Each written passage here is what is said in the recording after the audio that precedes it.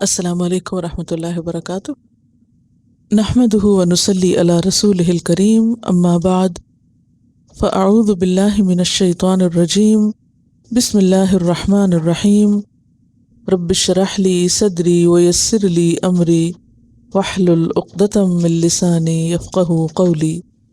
یا ایہا الذین آمنوا، اے لوگو جو ایمان لائے ہو، لا یحل لکم، نہیں حلال تمہارے لیے۔ یحل کا روٹ کیا ہوگا؟ ہے لام لام، حل۔ حل کہتے ہیں بیسیکلی گرہ کھولنے کو، گرہ کھولنا۔ تو حلال وہ چیز جو استعمال کرنی جائز ہو یا وہ کام درست ہو۔ تو لا یحل لکم، تمہارے لیے حلال نہیں، تو جو چیز حلال نہیں پھر وہ جائز نہیں، یعنی درست نہیں۔ کیا جائز نہیں، کیا حلال نہیں؟ ان ترثوا، کہ تم وارث بن جاؤ۔ ترثوا کا روٹ کیا ہوگا؟ واو رے فے، ورث یرث، اور ترثوا تم وارث بنو۔ تمہارے لیے حلال نہیں کہ تم وارث بن جاؤ۔ اور وارث کون ہوتا ہے؟ کسی کے مرنے کے بعد اس کے مال کا مالک بننے والا۔ وارث مالک ہوتا ہے نا اس مخصوص مال کا جو کسی کے مرنے کے بعد اس کے ہاتھ آتا ہے۔ تو تمہارے لیے جائز نہیں کہ تم وارث بنو، کس کے؟ النساء، عورتوں کے۔ یعنی جس طرح تم میت کے چھوڑے ہوئے مال کے مالک بن جاتے ہو اور پھر اسے اپنی مرضی سے استعمال کرتے ہو، تو تمہارے لیے یہ جائز نہیں کہ مرنے والے کی جو بیوی ہے اس کے بھی تم مالک بن بیٹھو اور اس پر اپنا حکم یا اپنا اختیار چلانے لگو۔ اور پھر ساتھ فرمائے کرہا، اس حال میں کہ وہ ناپسند کرنے والی ہوں، یعنی کراہت کے ساتھ۔ تو عورتوں کو مال کی طرح اپنی ملکیت میں کیوں نہیں لیا جا سکتا؟ وجہ کیا ہے؟ یعنی ایک شخص فوت ہوا ہے، اس نے ایک مکان چھوڑا اور ایک بیوی چھوڑی، مکان وارثوں میں تقسیم ہوا، تو کیا بیوی بھی تقسیم ہو کے کسی کے حصے میں چلی جائے گی؟ نہیں۔ کیوں؟ وہ انسان ہے، اس کے ساتھ آپ غیر جاندار نان لیونگ تھنگز کی طرح، سونے چاندی کی طرح ٹریٹ نہیں کر سکتے۔ وہ آزاد ہے، اپنی مرضی والی ہے، اپنی عقل سوچ والی ہے۔ اب اس کا فیصلہ تم نہیں کرو گے۔ تو دوسرے لفظوں میں جس طرح عورت طلاق کے بعد آزاد ہو جاتی ہے، اسی طرح شوہر کے مرنے کے بعد بھی وہ آزاد ہو جاتی ہے۔ اب وہ شوہر کے وارثوں کی ملکیت نہیں بن جاتی۔ واضح؟ تو عورت کو ملکیت بنانے سے منع کیا جا رہا ہے۔ اصل میں دور جاہلیت کی ایک رسم کے اوپر یا دور جاہلیت کے طور طریقوں پر رد کیا جا رہا ہے۔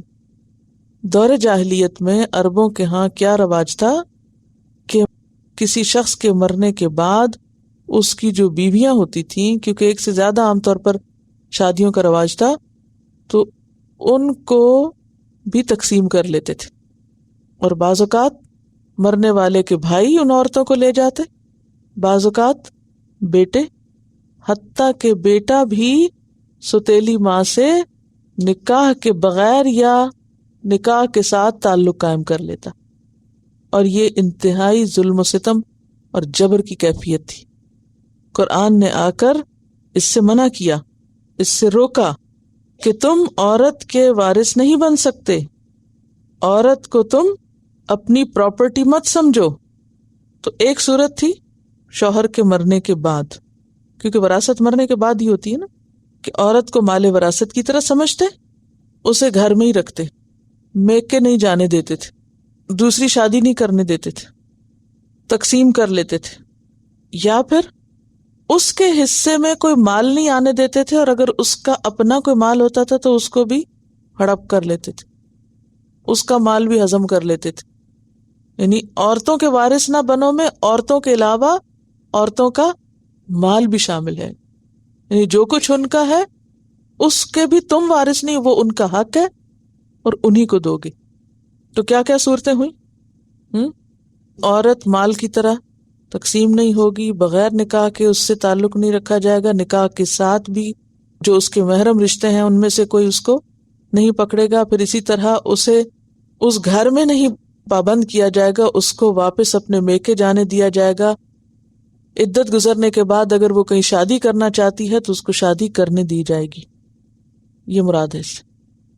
پھر اسی طرح عام حالات میں ایک اور صورت بھی ہے عورتوں کے وارث بننے کی، اور وارث سے مراد پھر یہاں یعنی کہ ملکیت تام ہے، یعنی کہ پوری طرح مالک بن جانے کی، کہ بس اپنی ہی مرضی کی جائے، عورت کی مرضی نہ پوچھی جائے. اور اس کی شکل کیا ہے کہ عورت کا نکاح اس کی مرضی کے بغیر زبردستی کہیں کر دیا جائے حالانکہ اس کو پسند نہ ہو. تو یہ مسئلہ کہاں سے نکلتا ہے؟ کرہا سے تو نکلتا ہے، لیکن ترسو سے بھی نکلتا ہے کہ جس طرح تم مال کے جب وارث بن جاتے ہو، مالک بن جاتے ہو، تو پھر کیا کرتے ہو؟ مال کو جس طرح چاہو استعمال کرو. مال کی تو اپنی کوئی مرضی نہیں ہوتی کہ وہ کہے نہیں مجھے فلاں کو مت دو، وہ مجھے بینک میں بند کر دے گا. وہ تو آپ وہ چاہیں تو بینک میں بند کر کے رکھ دیں، چاہیں تو آپ کہیں پھینک دیں، کچھ کریں، وہ مال تو کچھ نہیں کہتا. لیکن عورت کے ساتھ ایسا معاملہ نہیں کیا جا سکتا کہ جہاں چاہیں اس کی شادی کر دیں، اس کے اوپر جبر کریں، اسے گھر سے نہ نکلنے دیں، اسے کسی رشتہ دار سے نہ ملنے دیں. تو یہ ظلم اور قہر کی صورتیں، ان سے منع کیا جا رہا ہے. لا یحل لکم، تمہارے لیے حلال نہیں، ان ترثوا النساء، کہ تم عورتوں کے وارث بن بیٹھو، کرہا جبر کے ساتھ، ناپسندیدگی کے ساتھ، ایسے ہی مالک بن بیٹھو جیسے کوئی اپنے مال کا مالک ہوتا ہے اور پھر اس کو جیسے چاہتا ہے استعمال کرتا ہے. عورت ایک انسان ہے، اس کی اپنی عقل ہے، سوچ ہے، جذبات ہیں، اس کے احساسات ہیں، وہ بھی حق رکھتی ہے، اس کے بھی حقوق ہیں. یہ معنی ہے. دوسری بات، ولا تعدلوہن، اور نہ تم روکو ان کو. تعدلو کا لفظ جو ہے عین ضاد لام سے ہے، عزل. ولا تعدلوہن، اور نہ تم روکو ان کو.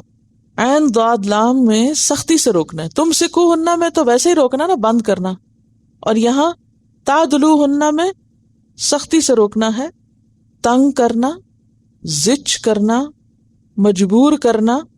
اور انہیں مجبور نہ کرو، زچ نہ کرو، لتذہبوا، کہ تم لے جاؤ، اڑا لے جاؤ. کیا؟ ببعض، بعض، ما آتیتموہن، جو تم نے ان کو دے رکھا ہے. کیا دے رکھا ہے؟ مہر، یا پھر کوئی تحفے تحائف، یا کچھ اور اچھے دنوں میں کوئی پراپرٹی، کوئی مال، کوئی مکان، کوئی کچھ بھی. یعنی شادی ہوئی، بڑے اچھے تعلقات تھے آپس کے، تو شوہر نے جذبات میں آ کے خوشی میں بیوی کے نام بہت کچھ لگا دیا، بہت کچھ دے دیا، مہر بھی دیا، اس کے بعد بھی بہت کچھ دیا. پھر کچھ سالوں کے بعد دل اٹھ گیا، لڑائی جھگڑے شروع ہو گئے. اب یہاں تک معاملہ پہنچا کہ آپس میں بن ہی نہیں رہی. اب کیا شوہر سوچ رہا ہے کہ طلاق دے، جان چھڑائے اس سے. لیکن پھر سوچتا ہے کہ اگر اس کو طلاق دی تو فلاں بزنس اس کے نام ہے، فلاں مکان اس کے نام ہے، فلاں پراپرٹی اس کے نام ہے، یہ تو سب کچھ لے جائے گی. اب اس کو زچ کرو، تنگ کرو. خود طلاق نہ دو، اتنا تنگ کرو کہ یہ خلا پہ مجبور ہو جائے. جب خلا پہ مجبور ہوگی تو کیا کرے گی؟ وہ سارا مال واپس کرے گی. اس سے روکا جا رہا ہے کہ ان کو زچ نہ کرنا اور تم ان کو مجبور نہ کرنا. لتذہبوا، کس لیے زچ کرو؟ کہ تم لے اڑو، لے جاؤ. ببعض ما آتیتموہن، سارا تو دور کی بات، بعض بھی اس میں سے نہیں لے سکتے. بعض حصہ اس کا جو تم ان کو دے چکے، یعنی اچھے دنوں میں جو کچھ تم دے چکے ہو اس میں سے کچھ بھی نہیں لے سکتے. قرآن پاک میں آتا ہے کہ اگر تم ڈھیر مال بھی دے چکے، کنتار بھی دے چکے ہو، تو بھی تمہیں حق نہیں کہ اس میں سے کچھ لے، محض جان چھڑانے کے لیے، چھوٹی چھوٹی باتوں پہ ناراضگی کی وجہ سے، یا یہ کہ تمہارا دل بدل گیا اور تم کسی اور طرف مائل ہو گئے اور اس بیوی سے جان چھڑانا چاہتے ہو، تو اب سوچتے ہو کہ بیوی تو جائے، میرا مال نہ جائے، اسے کسی طرح واپس لیا جائے اور کچھ الزام تراشی کی جائے. اس کی اجازت نہیں. الا، مگر ہاں ایک صورت میں اجازت ہے، اور وہ کیا ہے؟ ان یاتینا، کہ وہ آئیں، یعنی ارتکاب کریں. کس چیز کا؟ بفاحشۃ، فاحشہ کا. فاحشہ کس کو کہتے ہیں؟ کھلی برائی کو، جس میں زنا بھی شامل ہے، اور اس کے علاوہ زبان کی گالی گلوچ. فاحشہ کے 3 معنی، ایک کھلی برائی، دوسرے زنا، اور تیسرے عمل قوم لوط. ٹھیک ہے؟ تو کھلی برائیوں میں کیا ہے؟ زبان درازی کرنا، گالی گلوچ کرنا، شوہر کا حق نہ دینا، بدتمیزی کرنا اس کے ساتھ. یعنی بدتمیزی عام بدتمیزی نہیں، لیکن وہ ایک سخت قسم کی، یعنی جھوٹے الزام اور بد تہذیبی. مگر یہ کہ آئیں بفاحشتن، اور صرف فاحشہ نہیں، فاحشت مبینہ. مبینہ کا کیا مطلب ہوتا ہے؟ کھلم کھلی، بین واضح، کھلی بے حیائی کا ارتکاب کریں. یعنی اگر شوہر کو یہ پتہ چل جائے کہ بیوی مثلا زنا کی مرتکب ہوئی ہے یا کسی اور مرد کے ساتھ اس کے تعلقات ہیں، اور وہ برداشت نہیں کر سکتا کہ اب اس کے ساتھ تعلق باقی رکھے، اب اس نے اپنی بیوی کو کسی اور کے ساتھ دیکھ لیا یا اس نے کوئی خرابی اس کے اندر دیکھی، اب وہ چاہتا ہے کہ اب اس کو نکالے. اب اگر وہ خود طلاق دیتا ہے تو پھر اس میں سے اس کو کوئی حق نہیں کہ کچھ واپس لے. لیکن اگر بیوی ایسے غلط کام کی مرتکب ہوتی ہے تو شوہر کو اجازت ہے کہ وہ اپنا دیا ہوا مال واپس لے لے. اصل اصول کیا ہے کہ شوہر کچھ بھی دینے کے بعد، خواہ وہ رائی برابر ہو خواہ وہ پہاڑ برابر ہو، ایک دفعہ جب وہ دے دیتا ہے تو اس کو اختیار نہیں کہ وہ واپس مانگے. اب وہ دیا ہوا عورت کی ملکیت ہے، اور جب تعلقات خراب ہوں تو جھوٹے الزام لگا کے اس کو واپس نہیں لے سکتے. ہاں اگر فاحشہ مبینہ ہو اور اس پر تمہیں پکا یقین ہے، تمہاری اپنی آنکھوں نے دیکھا یا کوئی اور ایسے ہی قرائن سے پتہ چلتا ہے، تو ایسی صورت میں پھر تم عورت سے اپنا مال لے سکتے ہو، کیونکہ اس نے تمہارے ساتھ بے وفائی کی، غداری کی. اب وہ تمہارے مال کی حقدار نہیں. تو یہ صورت ہے واپس لینے کی. لیکن ساتھ ہی کیا فرمایا؟ وَعَاشِرُوهُنَّ، اور گزر بسر کرو ان کے ساتھ، مل جل کر رہو ان کے ساتھ. عاشرو کا لفظ جو عشرہ سے، عین شین رے، عشرہ کہتے ہیں 10 کو. تو عشرہ یعنی تعداد کی کثرت ہے نا، پوری ایک دہائی مکمل ہو جاتی. تو اسی سے عشیرہ نکلا. عشیرہ کس کو کہتے ہیں؟ کنبہ قبیلہ. اسی سے لفظ معاشرہ نکلا. یہ جو آپ کا معاشرہ ہے نا، سوسائٹی، یہ اصل میں عربی کا لفظ ہے، عشرہ سے.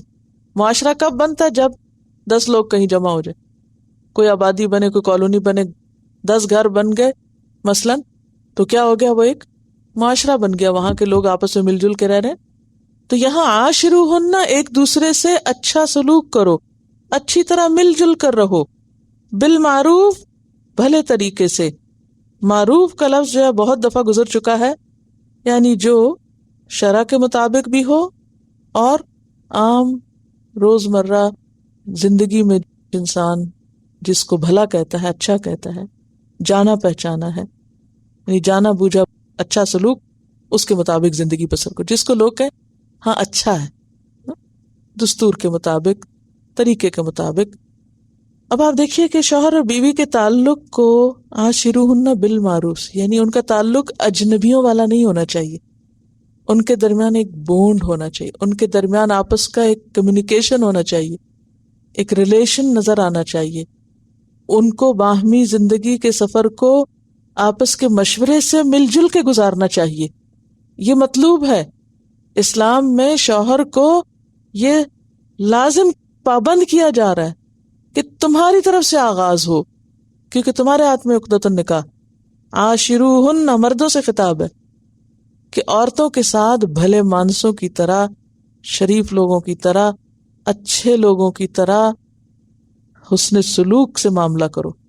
چھوٹی چھوٹی بات پہ ناراض ہو جانا، پھر دنوں ناراض رہنا، اور پھر سیدھے منہ بات نہ کرنا، ایک گھر میں ایک چھت کے نیچے ایک بیڈ روم میں ہوتے ہوئے ایک دوسرے کی پرواہ نہ ہونا، یہ اسلامی طریقہ نہیں. چھوٹی چھوٹی ناراضگیوں کو بھلا دینا چاہیے اور اچھی طرح زندگی بسر کرنی چاہیے. یہ اللہ کا حکم ہے. وعاشروہن بالمعروف، ان سے اچھے طریقے سے زندگی بسر کرو، کیونکہ بری معاشرت جو ہے وہ اذیت کا باعث ہے. بد اخلاقی اور ایک دوسرے کے ساتھ اجنبیوں کی طرح رہنا یہ اسلام کے مطلوب اور مقصود کے خلاف ہے. عام طور پہ ایسا کیوں ہوتا ہے؟ جب بیوی دل سے اتر جاتی یا کوئی اس کی بات اچھی نہیں لگتی، کوئی عادت اچھی نہیں لگتی، کوئی اخلاق اچھا نہیں لگتا، کسی بھی وجہ سے نہیں اچھی لگ رہی، تو اس پر بھی کیا کہا کہ صبر سے کام لو. فَإِن كَرِهْتُمُوهُنَّ، اگر تم ان سے کراہت کرتے ہو، اگر وہ تمہیں نہیں اچھی لگتی، کراہت ہے تمہیں، محبت کی بجائے نفرت ہے تمہیں ان سے، یہاں تک معاملہ پہنچ گیا آپس کے اختلافات سے، تو بھی یہ نہیں کرو کہ ان کو کک آؤٹ کرو گھر سے، یا ان پہ ظلم و ستم شروع کر دو، یا مار پیٹ شروع کر دو. فَأَسَىٰ، تو ہو سکتا ہے، پھر بھی امید رکھو، پھر بھی پازیٹو سوچ رکھو. ایسا ہو سکتا ہے ان تکرہوا شیئا، کہ تم ایک چیز کو ناپسند کرو، ایک چیز تمہیں اچھی نہ لگتی ہو.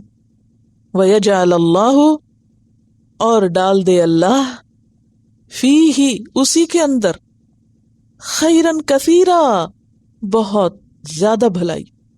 تمہیں اسی بیوی سے جو تمہیں اچھی نہیں لگتی، دنیا کے اور آخرت کے اور دین کے کئی فائدے ہو سکتے ہیں. لہذا صرف تصویر کا ایک رخ مت دیکھو کہ مجھے اس کی شکل نہیں اچھی لگتی، یا یہ کہ مجھے اس کی فلاں عادت اچھی نہیں لگتی، یا یہ کہ مجھے اس کی فلاں بات پسند نہیں ہے، بس میری اور اس کی تو بن ہی نہیں سکتی، میں نہیں گزارا کر سکتا، میں نہیں رکھ سکتا، میں تنگ آ گیا ہوں. نہیں، صبر کرو، صبر سے کام لو، کیونکہ انسان تو کوئی بھی کامل نہیں. دنیا میں کون سا ایسا انسان لائیں گے آپ، یا کون سی ایسی بیوی لائیں گے کہ جس کی ہر بات تمہاری مرضی کے مطابق ہوگی اور جس سے تمہیں ہمیشہ ہی ایک جذباتی محبت رہے گی. کیونکہ عموماً ہمارے ہاں شادی جذبات کی بنیاد پہ کی جاتی، اور جذبات کچھ دنوں کے بعد ٹھنڈے ہو جاتے ہیں، وہ خوابوں کی دنیا سے حقیقت کی دنیا میں آ جاتے ہیں، پھر وہ عیب کھلنے لگتے ہیں ایک دوسرے کے، پھر وہ ایک دوسرے کی کوتاہیاں نظر آنے لگتی ہیں. یہی موقع انسان کے امتحان اور صبر کا ہوتا ہے. اب انسان فوری فیصلے نہ کرنے شروع کر دے، بلکہ صبر سے کام لے. ہو سکتا ہے کہ ایک چیز تمہیں بہت ناپسند ہو اور اللہ اسی کے اندر تمہارے لیے اچھا کر دے. اب دیکھیے کہ اسلام میں شادی کی حیثیت کیا ہے، اللہ تعالیٰ کیا چاہتا ہے کہ انسان شادی سے کیا کمائے، کیا حاصل کرے. قرآن پاک میں سورۃ الروم کی جو آیت نمبر 21 ہے، اس میں ایک اصول دیا گیا ہے، ایک طریقہ بتایا گیا کہ وَمِنْ آیَاتِهِ أَنْ خَلَقَ لَكُم مِّنْ أَنفُسِكُمْ أَزْوَاجًا، کہ اس کی نشانیوں میں سے ہے یہ بات کہ اس نے تمہارے لیے تمہارے نفسوں میں سے جوڑے پیدا کیے، لِتَسْكُنُوا إِلَيْهَا، تاکہ تم ان میں سکون پاؤ، وَجَعَلَ بَيْنَكُمْ مَوَدَّةً وَرَحْمَةً، اور تمہارے درمیان مودت اور رحمت دونوں رکھی. مودت کیا ہے؟ جذباتی محبت. اور رحمت کیا؟ کہ جو جذبات نہ بھی ہوں تو بھی انسان ایک دوسرے کے لیے کیئرنگ ہو، ایک دوسرے کی پرواہ کرنے والا، ایک دوسرے کا خیال رکھنے والا، ایک دوسرے کے دکھ سکھ اور تکلیف کا ساتھی ہو. کسی کے اوپر رحم کب آتا ہے؟ مثلا آپ دیکھیں کہ شادی ہوئی، اب شادی کے شروع میں کیا ہے، جذبات بھی ہیں اور اچھے موڈز ہیں، یعنی بہت اچھے دن گزرتے ہیں. اب کیا ہوتا ہے اس کے بعد آہستہ آہستہ حالات تبدیل ہوتے ہیں، کچھ جذبات بھی ٹھنڈے ہوتے ہیں. عموماً کیا ہوتا ہے، عورت پریگننسی کی حالت میں آ جاتی ہے. اب کیا ہے، اب اس کو کھانا بھی اچھا نہیں لگ رہا، اس کو کپڑے بھی اچھے نہیں لگ رہے، اس کو پرفیوم بھی اچھی نہیں لگ رہی، اس کو یہ بھی اچھا نہیں لگ رہا، وہ بھی اچھا نہیں لگ رہا. اب وہ جو شادی کا ایک چام ہوتا ہے وہ سارا ختم ہو کے رہ جاتا ہے. وہ تو اتنے خواب دیکھے تھے کہ شادی ہوگی اور پتہ نہیں کیا کیا ہوگا، اور یہ تو آتے ہی الٹیاں کرنا شروع ہو گئی ہے. تو اب کیا ہے، وہ جو ایک ذمہ داری آ پڑی اس کو عموماً نبھانے یا اس کو اٹھانے کی سوچ ہی نہیں ہوتی پہلے کہ شادی کے ساتھ یہ بھی ہے. اب کیا ہوتا ہے کہ ذمہ داریاں جب انسان پہ پڑتی ہیں اور وہ تلخ تلخ چیزیں سامنے آتی ہیں تو مودت کم ہونے لگتی ہے، وہ جذباتی محبت کم ہونے لگتی. اب اس کی جگہ اللہ تعالیٰ کیا فرماتے ہیں کہ کیا آنے لگے، رحمت. رحمت کیا ہے کہ ایک دوسرے کی کیئر کی جائے. کوئی بیمار ہے، شوہر تھکا ہوا آیا ہے، کہیں باہر سے کوئی پریشان کن بات ہوئی ہے، بیوی اس کے لیے رحمت کا باعث ہو، بیوی کو کوئی تکلیف پہنچی ہے، بیمار ہے، شوہر کے دل میں رحمت ہو، ایک دوسرے کے لیے کیئرنگ ہو، یہ اللہ تعالیٰ چاہتا ہے. اس کو کہا گیا عاشروہن بالمعروف، کہ کبھی جذبات ہوں گے اور کبھی کیئر ہوگی، رحمت ہوگی. اور پھر ان فی ذلک لآیات لقوم یتفکرون. اب ہوتا یہ ہے کہ انسان کتنی بھی کوشش کرے، ہر انسان کے اپنے موڈز بھی ہوتے ہیں، اپنی چوائس بھی ہوتی ہے، اپنا بھی آرام ہوتا ہے، اپنے بھی ایک پرائرٹی یا پریفرنس ہوتی. تو عموماً جب انسان کی اپنی مرضی نہیں نا پوری ہوتی تو انسان الجھنے لگتا. وہ بیوی سے کچھ اور ایکسپیکٹ کر رہا ہے، بیوی شوہر سے کچھ اور ایکسپیکٹ کر رہی. اب وہ دونوں ایک دوسرے کے ایکسپیکٹیشن پہ پورا نہیں اتر رہے. اب کیا ہے، معاشرت یا عاشروہن بالمعروف سے نیچے اتر آئے، تعلقات خراب ہونے لگے. ایسے میں ایک دوسرے کی کمی اور ایک دوسرے کی کوتاہی یا ایک دوسرے سے پہنچنے والی تکلیف کی وجہ سے انسان صبر کا دامن چھوڑ دیتا ہے. تو یہاں کیا کہا جا رہا ہے؟ صبر کرو. جو چیزیں تمہیں اچھی نہیں لگ رہی نا، ان پر بھی صبر کرو. اللہ تعالیٰ اس میں تمہارے لیے بہت خیر کر دے گا. علیحدگی کا فیصلہ فوراً نہ کرو، جلدی نہ کرو. عموماً آپ دیکھیں کہ شادی کے بعد جو ٹیننگ پیریڈ ہوتا ہے وہ بہت ارلی سٹیج میں شروع ہو جاتا ہے. پھر آہستہ آہستہ ایڈجسٹمنٹ ہوتے ہوتے ہوتے پھر ایک دوسرے کی سمجھ آ جاتی ہے اور پھر انسان سموتھ اپنا سفر شروع کر دیتا ہے. اکثر جوڑوں میں یہ چیز پائی جاتی ہے کہ شروع میں تھوڑے دن اچھے دن گزرے اور پھر کھٹ پٹ شروع ہوئی اور پھر جلدی جذبات میں آ کے کہا بس ہم تو رہ ہی نہیں سکتے کٹھے، ہمارے تو کٹھا جا نہیں سکتا، we can not get along، ہم ساتھ نہیں چل سکتے. لہٰذا کیا کرو، فوراً کٹ آف کرو. اس کا یہاں علاج بتایا جا رہا ہے کہ فوراً کٹ آف نہیں کرو، صبر سے کام لو. اور پھر ناراضگیوں میں الزام تراشیاں نہیں، کیونکہ بعض تو حد سے بڑھ کر فاحشۃ مبینہ کے الزام دینے لگتے اور وہ کہتے ہیں کہ ہمارا تو اتنا شادی پہ خرچ اٹھا تھا، لڑکی کا کردار اچھا نہیں، لہٰذا ہمیں مہر بھی دو اور ہم نے جو ولیمے پہ اتنا خرچ کیا تھا وہ بھی واپس کرو. یہاں تک کی ڈیمانڈز کرتے ہیں لوگ. تو بات یہ ہے کہ شادی دو لوگوں کے اکٹھے ہونے کا نام ہے، جو دو مختلف جنس بھی ہیں، ایک مرد اور ایک عورت، دو مختلف گھرانوں سے آنے والے لوگ ہیں، دو مختلف جگہوں پہ رہنے والے لوگ، چاہے ایک ملک اور ایک شہر میں بھی رہتے ہوں، ہر گھر کا اپنا ایک نظام ہوتا ہے. ان دونوں کا اکٹھے ہو کر ایک سفر اختیار کرنا ایک مشکل کام ہوتا ہے، آسان نہیں ہوتا. لہٰذا اچھے سے اچھے جوڑوں میں بھی کچھ نہ کچھ اوپر نیچے ہو جاتا ہے. اس کا حل یہ بتایا جا رہا ہے کہ پھر تم کیا کرو، صبر کرو، کیونکہ صبر کے نتیجے میں اللہ تعالیٰ اسی چیز کے اندر جس میں تکلیف تھی خیر نکالے گا. اچھا، یہ خیر کیسے کیسے نکلتی ہے؟ اس کے کئی طریقے ہو سکتے ہیں. نمبر 1، بعض اوقات باہمی لڑائیاں زیادہ محبت کا سبب بھی بن جاتی، سیکھنے کا سبب بن جاتی ہے. یعنی انسان اپنی غلطیوں سے بہت کچھ سیکھتا ہے. جذبات میں آ کے کسی کو سخت کوتاہ کہہ دیا، کچھ کہہ دیا، اور پھر جب ہوش آئی تو سوچا وہ جو جہالت والی پیچھے بات ہے نا، کہ جذباتی ہو جاتا ہے نا انسان، ٹچی ہو جاتا ہے. پھر انسان سوچتا ہے میں کتنا احمق تھا، کتنا ناسمجھ تھا، میں نے ایسے کیوں کیا. اچھا، تو انسان اس سے میچیور ہوتا ہے. یعنی شادی سے پہلے انسان کے اندر رشد نہیں آتی. یعنی تنہا زندگی میں آپ اتنے پختہ نہیں ہوتے. آپ پختہ کب ہوتے ہیں، میچیور کب ہوتے ہیں؟ جب آپ کچھ چیلنجز پیش آتے ہیں، ٹکراؤ شروع ہوتے ہیں، کشمکش شروع ہوتی، کھینچا تانی شروع ہوتی ہے. اب کیا ہے، اس سے آپ کے اندر صبر و تحمل بھی آئے گا، برداشت کا مادہ بھی آئے گا، آپ کے اندر وزڈم بھی آئے گی. میتھمیٹکس کے جب آپ سوال حل کرتے ہیں، پرابلم سالو کرتے ہیں، تو اس سے کیا ہوتا ہے کہ آپ کی ذہانت بڑھتی نہیں، آپ کا دماغ کھلتا نہیں. ہر گرہ کے سلجھانے سے آپ کے دماغ کی گرہ بھی کھلتی ہیں. تو جو کلیشز ہوتے ہیں میاں بیوی کے درمیان، ان کو سالو کرنا، جس کو ڈفرنس مینجمنٹ کہا جاتا ہے. ڈفرنس مینجمنٹ کیا ہے؟ یہ ڈفرنٹ ہے اور آپ بھی ڈفرنٹ، مرد ڈفرنٹ ہے عورت سے، عورت ڈفرنٹ ہے مرد سے، اس کے جذبات، خیالات، اس کی سوچ، اس کی ایجوکیشن، اس کا بیک گراؤنڈ، یہ سب کچھ ڈفرنٹ ہے. اب یہ دو ڈفرنٹ چیزیں رکھنے والے اکٹھے ہو گئے، اب ان کو ساتھ چلنا ہے. جب ساتھ چل سکیں گے جب یہ ڈفرنس مینجمنٹ جانیں گے. اور یہ کیسے آتی ہے؟ پرابلم سالو کرنے سے، کرتے کرتے کرتے کرتے پھر میچورٹی آتی ہے اور پھر انسان سفر سیدھا کرنے لگتا ہے. بالکل ایسے ہی جیسے نئے ڈرائیورز کیا کرتے ہیں. ڈرائیونگ سیکھی ہے آپ سب نے؟ جنہوں نے سیکھی تو شروع میں آپ گاڑی چلاتے ہیں تو کیا ہوتی ہے گاڑی؟ جب زندگی کا سفر شروع ہوتا ہے تو وہ گاڑی بھی کبھی ادھر کو نکلتی ہے اور کبھی ادھر کو نکلتی ہے، سنبھالتے سنبھالتے سنبھالی جاتی ہے. چلتے چلتے چلنا آتا ہے. چھوٹا بچہ کیسے چلتا ہے؟ گرتا پڑتا پھسلتا چوٹیں کھاتا.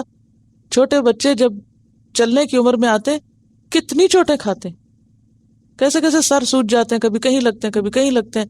سنبھال سنبھال کے ماں پکڑ پکڑ کے رکھتی ہے، پھر بھی نہیں بچتے. کوئی بچہ میں نے نہیں دیکھا پلتے ہوئے کہ چوٹ نہ لگے، گرے نہ، سلپ نہ ہو. تو بالکل اسی طرح زندگی کے اس نئے سفر میں ہر ایک کے اندر تھوڑا بہت اونچ نیچ کا آنا لازم ہے. ایسے میں حل کیا ہے کہ انسان صبر سے کام لے، ایڈجسٹمنٹ کرنا سیکھے. آپ دیکھیے، آپ اگر گھر شفٹ کرتے ہیں اور آپ میں سے ہر ایک نے کہیں نہ کہیں شفٹنگ کی ہوگی ادھر سے ادھر. جب آپ شفٹ کرتے ہیں تو کیا ہوتا ہے؟ پہلے ہی دن ہر چیز ٹھکانے آ جاتی ہے؟ کتنا عرصہ لگتا ہے؟ کچھ لگتا ہے نا عرصہ. کرتے کرتے پہلے تو ایسا ہوتا ہے کہ یہ تو بہت چھوٹا گھر ہے، یہ سارا سامان کیسے آئے گا؟ ایک دم کیا لگتا ہے جب آپ ایک گھر سے اٹھا کے دوسرے گھر، اس میں تو پورا نہیں ہو سکتا، یہ نہیں پورا ہو. پھر آہستہ آہستہ وہ ادھر گھسا، وہ ادھر رکھ، وہ ادھر ادھر ادھر ادھر کرتے پھر کیا ہوتا ہے؟ ساری چیزیں سیٹ ہو جاتی ہیں. اس کو ایڈجسٹمنٹ کہتے ہیں. ٹھیک ہے؟ تو جس طرح گھروں کو ایڈجسٹ کیا جاتا ہے، جس طرح ہر چیز میں ایک ایڈجسٹمنٹ ہوتی ہے. مثلا میں اس کرسی پہ بیٹھتی ہوں نا تو ایک دفعہ بیٹھتی ہوں، پھر اس کے بعد کیا کرتی ہوں؟ ایڈجسٹ کرتی ہوں اپنے آپ کو کہ میں کسی ایک طرف نہ لڑکی ہوئی ہوں، گروں نہ، سیدھی بیٹھوں. تو بالکل اسی طرح انسانی تعلقات میں جو کامیابی کا راز ہے وہ ایڈجسٹمنٹ میں ہے، اور ایڈجسٹمنٹ ٹائم لیتی. اور اگر آپ یہ کہیں نا کہ ہر ایک اپنے حقوق کا جھنڈا لے کے کھڑا ہو جائے اور ہر ایک اپنی منوانے کی کوشش کرے اور ہر ایک اپنے آپ کو سچا ثابت کرنے کی کوشش کرے تو نباہ کبھی نہیں ہو سکتا. کوئی اس کو قربانی کرنی پڑے گی، کوئی اس کو کرنی پڑے گی، کچھ اس کو چھوڑنا پڑے گا، کچھ اس کو چھوڑنا پڑے گا. اگر آپ کہیں نہیں میں تو بالکل صحیح ہوں، بھلے آپ صحیح ہوں تب بھی آپ کو نیچے اترنا پڑے گا، ورنہ گزارا نہیں ہو سکتا. اور کس امید پر انسان یہ سب برداشت کرے کہ اللہ نے فرمایا فَأَسَىٰ أَن تَكْرَهُ شَيْئًا. اور یہ کئی کیسز میں دیکھا گیا نا کہ شوہر بیوی کے درمیان ویسے بھی شیطان تو ہر وقت کوشش کرتا ہے کہ باہم لڑائیاں کھڑی رکھے. وہ کرتے کرتے کرتے کہیں نہ کہیں ٹکرائے رکھتا ہے. تو بعض اوقات ان ٹکراؤ کا معاملہ یہاں تک پہنچ جاتا ہے کہ ایک دوسرے کی شکل نہیں دیکھنا چاہتے. تکرو، کراہت، نفرت.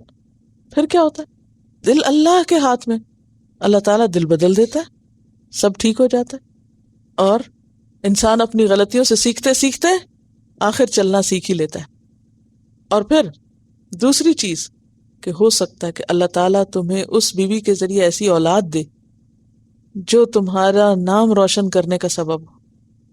تمہیں بیوی سے تو کوئی خوشی نہیں ملی، لیکن جو اولاد آئندہ آنے والی ہے، یہ جو بچے آنے والے، ہو سکتا ہے وہ تمہاری آنکھوں کی ٹھنڈک ہو. وہ کئی دفعہ ایسے ہوتا ہے، یخرج الحی من المیت. ایک ناپسندیدہ چیز سے تمہارے لیے کیا نکال دے؟ پسندیدہ حالات، اچھی اولاد. بھلے وہ بھی نہیں تمہیں اتنی پسند آئی اولاد بھی، کیونکہ ہر انسان کی کچھ آئیڈیلز ہوتے ہیں، لیکن ہو سکتا ہے کہ وہ اولاد اتنی نیک ہو کہ مرنے کے بعد تمہارے لیے بہترین صدقہ جاریہ بنے. دنیا نہیں بنائی اس اولاد نے تمہاری، شاید آخرت بنا دے. فَأَسَىٰ أَن تَكْرَهُ شَيْئًا وَيَجْعَلَ اللَّهُ فِيهِ خَيْرًا كَثِيرًا فِيهِ خَيْرًا كَثِيرًا. إِنَّ مَعَ الْعُسْرِ يُسْرًا. عسر کے ساتھ یسر ہے. تکلیف دے اندھیرے سے، رات کی تاریکی سے صبح نکلتی ہے ہمیشہ. تو مایوسی نہیں، مایوس نہ ہو. اور دوسری طرف ہم دیکھتے ہیں کہ مردوں کو اللہ تعالیٰ نے حکم دیا ہے خاص طور پر کہ وہ بیویوں کے ساتھ اچھا سلوک کریں. حدیث میں آتا ہے، آپ صلی اللہ علیہ وسلم نے فرمایا مومنوں میں سب سے کامل وہ شخص ہے جس کے اخلاق اچھے ہوں، اور تم میں سے بہترین وہ ہیں جو اپنی بیویوں کے حق میں بہترین ہیں. سب سے اچھا انسان کون ہے؟ سب سے بہترین اخلاق کس کا ہے؟ جس کا اخلاق اپنی بیوی سے سب سے اچھا ہو. ہمارے ہاں اس کو کیا کہتے ہیں؟ زن مرید. جی. لیکن نبی صلی اللہ علیہ وسلم نے با اخلاق انسان کی پہچان یہ بتائی ہے کہ وہ سب سے زیادہ اپنی بیوی کے ساتھ با اخلاق ہے. پھر اسی طرح آپ صلی اللہ علیہ وسلم نے یہ بھی فرمایا کوئی مومن اپنی مومنہ بیوی سے بغض نہ رکھے، نفرت نہ رکھے. اگر اسے اس کی کوئی عادت ناپسند ہوگی تو ضرور کوئی دوسری پسند بھی ہوگی. تو ایسے میں انسان کو پھر کیا کرنا چاہیے؟ اچھی باتوں کی طرف توجہ رہے، پسندیدہ چیزوں کی طرف، اچھی عادتوں کو یاد رکھے اور کمی کوتاہی کو نظر انداز کر دے.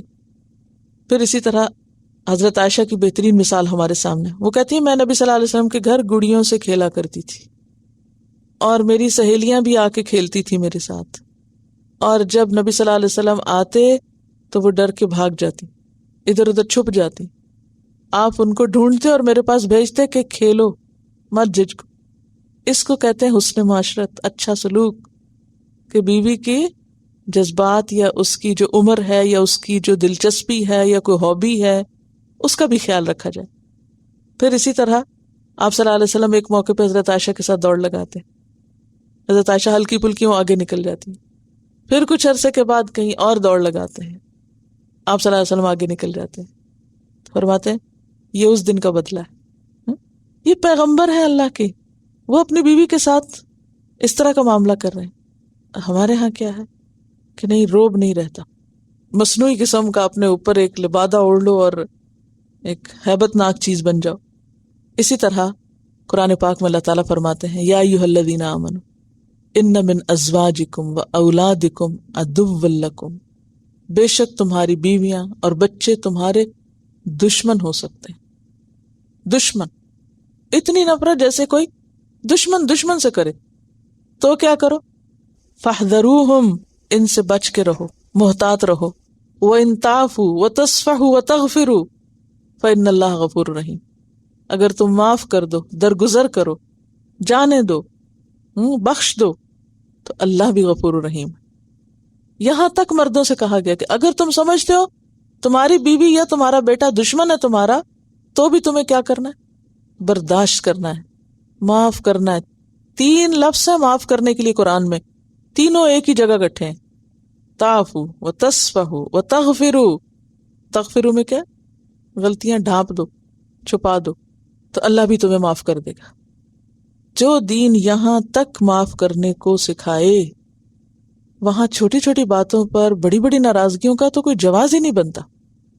لیکن ہم شادی تو کر لیتے ہیں، ہمیں یہ نہیں پتا ہوتا کہ اللہ کا حکم کیا ہے اس میں. پھر ہمارے لیے ہمیں نباہ کیسے کرنا ہے، گزارا کیسے کرنا ہے. یہ جو آیت پڑھی ہے نا سورۃ تغابن کی تھی، اس میں آپ سے یہ کہوں گی کہ آپ یوسف اصلاحی صاحب کی کتاب ہے آداب زندگی، اس میں ازدواجی زندگی کے آداب وہ پڑھ لیجیے، ہوم ورک لکھیے. ازدواجی زندگی کے آداب، مولانا یوسف اصلاحی کی کتاب آداب زندگی سے. اس میں یہ آیت بھی آپ کو مل جائے گی اور یہ حدیثیں بھی مل جائیں گی. اس سے زیادہ ملے گا جو میں نے بتایا. اور اگر کسی کو کتاب نہ ملے تو پھر شادی مبارک یا نکاح مبارک کے سیٹ سن لے، ٹھیک ہے؟ انٹرنیٹ پہ بھی ہے اور شاید سی ڈی بھی ہے ایک. ایکچولی جب میری بڑی بیٹی کی شادی تھی تو اس وقت ہم نے ایک سی ڈی بنائی تھی، بلکہ ہم نے نہیں بنائی تھی، ان کے جو سسرال والے تھے ان کا آئیڈیا تھا، ان کے شوہر کا اور ان کے سسر کا، کہ نکاح کے کارڈ کی بجائے سی ڈی کے اوپر انویٹیشن دیا جائے. لیکن وہ بنائی ہم سب نے مل جل کے تھی. تو اس میں یہ ساری حدیثیں اور یہ ساری چیزیں جمع کی گئیں، کیونکہ یہ شادی کے بعد جو ایڈجسٹمنٹ ہے اور باہم ایک دوسرے کے ساتھ نبھا ہے، یہ قرآن کا حکم ہے. عاشروہن بالمعروف، اور اس کو سیکھنے کی ضرورت ہے. یہ آرٹ آف لیونگ ہے. آرٹ آف لیونگ جیسے آرٹ آف تھنکنگ ہوتا ہے نا، تو یہ آرٹ آف لیونگ ہے کہ کس طرح رہا جائے، رہنے کا سلیقہ اور طریقہ کیا ہے، کیسے ایک دوسرے کی غلطیوں کو اگنور کیا جائے. اور چونکہ یہ اللہ کا وعدہ ہے، یاد رکھیے یہ اللہ کا وعدہ ہے. اور عصا جو ہے یہ شک والی بات نہیں، یہ ایک اصول ہے کہ عصا کا لفظ جب اللہ تعالیٰ کے لیے بولا جاتا ہے تو وہ شک کا معنی نہیں دیتا، یقین کا معنی دیتا ہے. کہ ایسا ضرور ہوگا. سمجھ گئے؟ یہ جو کہا کہ نا فَأَسَا تو امید ہے، یہ ترجمے کے لحاظ سے امید ہم نے ترجمہ کیا، ورنہ اصول کیا ہے کہ جب عصا کا لفظ اللہ تعالیٰ کے لیے استعمال ہو تو وہ یقین کا معنی دیتا ہے کہ ایسا ضرور ہوگا کہ اگر تم صبر کرو گے تو اللہ اسی شخص کے اندر سے تمہیں بہت سا خیر دکھائے گا. اصل میں دل تنگ ہو جاتے ہیں نا، وہ احضرت الانفس الشح، دلوں میں تنگی بھری ہوئی ہے، چھوٹی چھوٹی باتوں پر انسان آخری حد تک پہنچ جاتا. یعنی ذرا کوئی جھگڑا لڑائی ہوئی تو فوراً انسان اس کا وے آؤٹ کیا نکالتا ہے؟ بس چھوڑ دو، ختم، خلاص. اور مرد کو کیوں کہا جا رہا ہے؟ کیونکہ عموماً نکاح کی گرہ اس کے ہاتھ میں ہے، صاحب اختیار ہے، ایک درجہ اس کو حاصل ہے، اس کے پاس اتھارٹی ہے، اختیار ہے. تو وہ فوراً پھر کیا سوچتا ہے؟ میں اپنا اختیار استعمال کروں، جو ہتھیار ہے میرے پاس میں چلا دوں. پھر فرمایا کہ اگر کوشش کے باوجود نہ بنے، یہ تو تھا پہلا آئیڈیل حل، لیکن اگر صبر کے باوجود معاملہ درست نہیں ہو رہا، آپس میں نبھا نہیں کر پا رہے، ڈفرنس مینجمنٹ نہیں آ رہا، تو اب باہر سے مدد لیں. باہر سے مدد کیا؟ حکما من اہلہ و حکما من اہلہا، ایک نمائندہ ہو لڑکی کے گھر والوں کی طرف سے اور ایک ہو لڑکے والوں کی طرف سے، اور وہ آپس میں بیٹھ کے سارے حالات کا جائزہ لیں، حل پیش کریں کہ کیا ہو. تو ان کے پیرنٹس ہو سکتے ہیں، دوست ہو سکتے ہیں، کوئی تھرڈ پارٹی، وہ آئے اور دونوں کے درمیان صلح کرائے، دونوں کو ان کی غلطی بتائے اور دونوں کو ایڈجسٹ کرنے کا سکھائے. انصاف کی بات نہیں ہو سکتی، ایڈجسٹمنٹ کی ہو سکتی، کیونکہ ان معاملات میں پورا ایک دوسرے کا حق دینا انسانوں کے بس میں نہیں ہوتا. اگلا کیا ہے؟ نہیں اگر بنی تو پھر کیا کرے؟ پھر الگ کر دے، وہ آخری حل ہے. پہلا کیا؟ صبر. دوسرا کیا ہے؟ حکم. اور تیسرا کیا ہے؟ طلاق. اب اگر نہیں بنی کوشش کے باوجود، وَإِنْ أَرَدْتُمْ، اور اگر تم نے ارادہ کر لیا کس بات کا؟ استبدال زوج مکان زوج، تبدیل کرنے کا، بدل لینے کا، ایک بیوی کی جگہ دوسری بیوی. بہت کوشش کی نبھانے کی، نہیں نبھ سکی، اور اب تم نے سوچا کہ میں اس کو چھوڑ کے دوسری شادی کرتا ہوں. استبدال کا لفظ پیچھے پڑ چکے نا، اتستبدلون، بدل کر لینا. تو اب انسان ایسے موقعوں پر کیا چاہتا ہے؟ ایک سے جان چھڑا کے دوسری شادی کرنے کے لیے عموماً کیا حربہ اختیار کیا جاتا ہے؟ پہلی کی برائیاں، ایک دوسرے پہ الزام تراشی اور گندگی اڑانی شروع کر دی جاتی ہے، کیونکہ لوگوں کی نظر میں بھی سچا ہونا ہے. اور پھر ایک اور وجہ بھی ہو سکتی ہے کہ جو دیا وہ بھی واپس لے لیں تاکہ اس سے لے کے نہیں کو دیں. تو فرمایا وَآتَيْتُمْ، اور دیا تم نے یا دے چکے تم، احداہن، ان میں سے ایک کو، یعنی پہلی مراد ہے، قنطارن، ڈھیر مال. قنطار کتنا ہوتا ہے؟ 1000 مسقال، سونے کا 1000 مسقال، جسے منو مال نہیں کہتے. اور ایک روایت میں آیا ہے 1 سور، سور ہوتا ہے ایک گائے کی کھال بھر کے سونا، یعنی جتنی گائے ہوتی ہے نا اتنا سونا. یہ گائے کا بھی جو بیل ہوتا ہے نا سور، یعنی بیل کے کھال بھر سونے کو قنطار کہتے ہیں. اگر تم نے 1 سیٹ 2 سیٹ نہیں، کلوز نہیں، منوں کے حساب سے اگر تم سونا دے چکے ہو مہر میں یا تحفے میں یا کسی بھی طرح، فلا تأخذوا منہ شیئا، تو اس میں سے کچھ بھی نہیں واپس لے سکتے.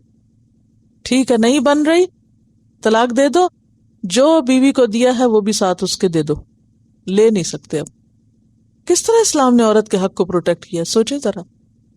لیکن اس کے باوجود ظلم کی انتہا ہے. فلا تأخذوا منہ شیئا، شیئا کیا ہے؟ نکرہ، یعنی چھوٹی سے چھوٹی چیز نہیں لے سکتے، بڑی سے بڑی چیز نہیں لے سکتے. اتأخذونہ، کیا تم لوگے اس کو، بہتاناً، بہتان لگا کے. وَإِثْمًا مُبِينًا، اور کھلے گناہ کے ساتھ. کیسے بہتان لگا کے لے سکتا مرد؟ صرف ایک صورت تھی نا مال لینے کی، اور وہ کیا کہ اگر بیوی زنا کی مرتکب ہو، کھلی برائی کی مرتکب ہو، پھر شوہر کیا کر سکتا ہے کہ اسے مجبور کرے کہ ٹھیک ہے تم خلا لے لو، یا یہ کہ جو میں نے تمہیں دیا ہے وہ واپس کرو اور تم آزاد ہو. لیکن اس کے علاوہ نہیں، کچھ بھی نہیں لے سکتا. اور جیسے کہ آپ جانتے ہیں کہ حدیث میں آتا ہے کہ تحفہ دے کے واپس لینے والا اس کتے کی طرح ہے جو اپنی قے کو چاٹ لے. تو اس لیے مہر بھی دیا ہوا واپس نہیں لیا جا سکتا. اچھا، یہاں سے ایک اور بات بھی پتہ چلتی ہے کہ مہر تھوڑے سے تھوڑا بھی ہو سکتا ہے اور زیادہ سے زیادہ بھی ہو سکتا ہے. لیکن عمومی طور پر یہ بات ایک یاد رکھیے کہ اس شادی کو بابرکت قرار دیا گیا ہے جس میں مہر سہولت والا ہو. سہولت والا مہر کیا ہوتا ہے؟ آسانی سے دے سکے، جو شوہر کے بس میں ہو، اسے عاجز اور بے بس نہ کر دے. وَكَيْفَ تَأْخُذُونَهُ، اور تم لے بھی کیسے سکتے اس کو؟ وَقَدْ أَفْضَى، حالانکہ تحقیق فائدہ اٹھا چکا. افدا کا لفظ جو ہے نا فے ضاد یہ سے ہے. افدا کہتے ہیں مرد کا عورت سے تنہائی میں ملنا، ایک دوسرے سے فائدہ اٹھانا، متمتع ہونا، ایک دوسرے سے خوشی حاصل کرنا. تو جب مرد اور عورت تنہائی میں ملیں تو پھر پورا مہر واجب ہو جاتا ہے، چاہے جسمانی تعلق ہوا ہو یا نہ ہو. نکاح کے بعد مرد اور عورت کا اکیلے میں ملنا، کہ کوئی تیسرا وہاں موجود نہ ہو، یہ پورے مہر کو واجب کر دیتا ہے. تو یہاں اسی کی طرف اشارہ ہے کہ جب تم ایک دوسرے سے متمتع ہو چکے ہو، فائدہ اٹھا چکے ہو، تو اب کوئی گنجائش باقی نہیں رہ جاتی کہ تم مہر میں سے کچھ بھی واپس لو. وَأَخَذْنَا، اور وہ لے چکی، مِنْكُمْ، تم سے، کیا لے چکی؟ مِيثَاقًا غَلِيظًا، پکا وعدہ. میثاق کس کو کہتے ہیں؟ بہت پکا وعدہ. 3 مقامات پر قرآن میں میثاق کا لفظ آیا. ایک عہد الست، اللہ تعالیٰ نے جب انسانوں کی روحوں کو پیدا کیا تھا تو اس موقع پر ان سے میثاق لیا تھا کہ تم میری عبادت کرنا، پکا وعدہ. دوسرا بنی اسرائیل سے جب کوہ طور کو اوپر اٹھا کے لیا تھا. اور تیسرا یہاں پر. یہ کون سا میثاق ہے؟ نکاح کا میثاق، کہ شادی کے موقع پر، نکاح کے موقع پر اللہ اور بندوں کو گواہ بنا کر ایک شوہر اپنی بیوی سے وعدہ کرتا ہے کہ میں تمہارا خیال رکھوں گا، تمہارے حقوق ادا کروں گا. اسی کی طرف یہاں اشارہ ہے کہ وہ عورتیں تم سے پکا وعدہ لے چکی ہیں کہ تم ان کے نان نفقے کا خیال رکھو گے، ان کی بیماری صحت کے موقع پر، ان کی تکلیف، ان کی تمام ضروریات. کیونکہ شادی کے بعد شوہر کی ذمہ داری بنتی ہے کہ وہ بیوی کے کھانے پینے، رہائش، علاج، معالجے، اور اگر کوئی تعلیم وہ حاصل کر رہی ہے تو ان تمام چیزوں کی ٹیک کیئر کرے. اور وہ جو مہر دیا جاتا ہے، اور وہ جو سب لکھا پڑھی ہوتی ہے، اور وہ جو گواہ بنائے جاتے ہیں، اور وہ جو ایجاب اور قبول ہوتا ہے، یہ اسی کی طرف اشارہ ہے کہ پبلک میں بیٹھ کے تم نے وعدے کیے تھے اور اب تم کدھر جاتے ہو. وَأَخَذْنَا مِنْكُمْ مِيثَاقًا غَلِيظًا. آپ دیکھیے کہ جتنے بھی عہد ہیں نا انسانوں کے باہم ایک دوسرے سے، ان میں نکاح کا عہد سب سے پکا عہد ہے. سمجھ رہے؟ جتنے بھی کانٹریکٹس ہیں، جتنے بھی معاہدے ہیں، چاہے حکومتوں کی سطح پر ہو، چاہے تاجر آپس میں کرے، چاہے کوئی اور ایک دوسرے سے زبانی یا تحریری معاہدہ یا وعدہ کرے، ان سب معاہدوں میں سب سے پکا معاہدہ کون سا؟ نکاح کا معاہدہ. آپ دیکھیں کہ باقی وعدوں میں کوئی گواہ نہیں بنائے جاتے عام طور پہ. مالی معاملات میں بھی گواہی کا حکم کیا پیچھے آپ پڑ چکے ہیں. مالی معاملات میں بھی گواہی کا حکم مینڈیٹری نہیں ہے. کیا ہے؟ سجیسٹ کیا گیا. اذا تداینتم بدین الی اجل مسمی، قرض کے لین دین کے موقع پہ کیا کرنا چاہیے؟ تو اس میں لکھنا چاہیے. اور گواہ کا جہاں تک تعلق ہے تو وہ سجیسٹ کیا گیا ہے فار پروٹیکشن ہے. اگر کہیں گواہ نہ بھی بنائے جائے تو قرض لیا دیا جا سکتا ہے. ہمیشہ ایسے تھوڑی ہوتا ہے کہ آپ کوئی قرض لے رہے ہو تو آپ 2 لوگ گواہ بنائیں. ٹھیک ہے نا, وہ مینڈیٹری ہوگا. مینڈیٹری کون سا ہوتا ہے؟ مسٹ. لیکن نکاح ہوتا ہی نہیں جب تک کہ گواہ نہ ہو. تو پھر کون سا معاہدہ زیادہ پکا ہے؟ نکاح کا. سمجھ گئے اس کو؟ میثاقاً غلیظ کیوں کہا گیا؟ غلیظ غلظہ سے. غلظہ کس کو کہتے ہیں؟ سخت, پکا, گاڑھا. یعنی پکا وعدہ لیا گیا تھا تم سے. کیا وعدہ تھا؟ کہ دونوں ایک دوسرے کے ساتھ اچھی طرح زندگی بسر کریں گے اور ایک دوسرے کے حقوق کا خیال رکھیں گے اور اس نکاح کو کھیل نہیں بنائیں گے. ہاں, اور پھر کدھر گئے تمہارے وعدے؟ قرآن پاک میں ایک دوسری جگہ آتا ہے وَأَوْفُوا بِالْعَهْدِ إِنَّ الْعَهْدَ كَانَ مَسْئُولًا. عہد کو وفا کرو کیونکہ عہد کے بارے میں پوچھ ہونے والی ہے, سوال ہوگا تم سے. وَلَا تَنْكِحُوا, اور نہ تم نکاح کرو. کس سے؟ ما, جس سے. نکاح, نکاح کیا ہے. آباؤکم, تمہارے باپوں نے. اور باپوں میں کون شامل ہے؟ باپ, دادا وغیرہ, آبا و اجداد, نانا. من النساء, عورتوں میں سے. یعنی تمہارے باپ نے, تمہارے دادا نے, تمہارے نانا نے اگر کسی عورت سے نکاح کیا ہے تو اب وہ عورت تم پہ حرام ہے, تم اس سے نکاح نہیں کر سکتے. یہاں عورت کی اب تکریم بتائی جا رہی ہے. الا ما قد سلف, مگر جو ہو چکا سو ہو چکا. یہ کب کہا جاتا ہے مگر جو ہو چکا سو ہو چکا؟ پیچھے بھی گزرا ہے سود کی آیات میں کہ جو لے چکے سو لے چکے, آئندہ کے لیے اب خیال کرو. کیونکہ دیکھیے نا, اسلام اصلاحات کر رہا تھا معاشرے میں. اب ایک کے بعد ایک قانون آ رہا ہے, حکم آ رہا ہے کہ آئندہ سے یہ چیز منع ہے, یہ بین ہے. ایک نیا آرڈیننس آ گیا ہے, آج کے بعد یہ نہیں ہو سکتا. ٹھیک ہے, اب کیا کرنا ہے؟ آئندہ کی فکر کرنی ہے یا یہ چھیڑ کے بیٹھ جانا ہے؟ اچھا تو پھر وہ جو فلاں نے کر لیا تھا یا میں نے کر لیا تھا تو اب اس کا کیا حکم ہے, اور اس سے جو اولاد ہو گئی اب اس کا کیا حکم ہے, وہ حلال ہے یا حرام ہے, اور وہ جو ان کو وراثت مل گئی تھی وہ واپس لے لیں یا انہی کو دے. اب یہ نہیں چھیڑو گے, یہ معنی ہے اس کا. سمجھ آ رہی کہ نہیں آ رہی؟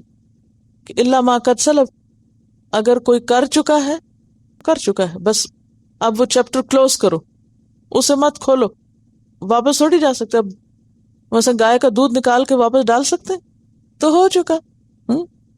جیسے ایک بچہ پیدا ہو چکا سو ہو چکا, وہ واپس نہیں ماں کے پیٹ میں جا سکتا. تو اسی طرح کچھ کام جو تم ماضی میں کر چکے ہو وہ کیا ہے؟ ہو چکے. نو وے کہ آپ ان کو واپس دہرائیں. جو گزر گیا وہ گزر گیا. اور یہ صرف اس حکم کے لیے نہیں ہے, یہ زندگی کا عام قاعدہ ہے. جو بھی شخص ایک مثبت اچھی زندگی بسر کرنا چاہتا ہے اس کے لیے کیا حکم ہے کہ وہ آج کی فکر کرے, مستقبل کی فکر کرے. کس معنی میں؟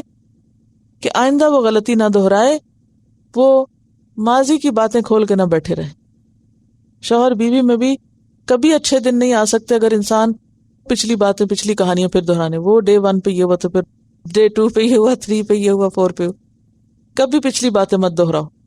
پچھلی باتیں دہرانے سے ہمیشہ زخم کھرچنے والی بات ہے جو مندمل ہونے کے قریب ہوں. کبھی بھی تم اس جلن سے باہر نہیں آ سکتے. تو اس سے منع کیا جا رہا ہے. الا ما قد سلف, جو ہو گیا سو ہو گیا. انہ کان فاحشۃ, جو ہوا وہ اچھا نہیں تھا. وہ کیا تھا اور ہے؟ فاحشہ. کس کو فاحشہ کہا جا رہا ہے یہاں؟ باپ کی بیوی سے شادی کرنا, یعنی ستیلی ماں سے یا نانی وغیرہ سے. یہ بات فاحشہ میں آتی ہے. ومقتن, سخت ناپسندیدہ ہے. مقت کا لفظ جو ہے شدید بغض کی علامت ہے, یعنی شدید بغض کے لیے بولا جاتا ہے. سخت نفرت, بیزار کن. یعنی یہ عمل بہت ہی گندا عمل ہے, بہت ہی بیزار کن عمل ہے, بہت ہی ناپسندیدہ ہے.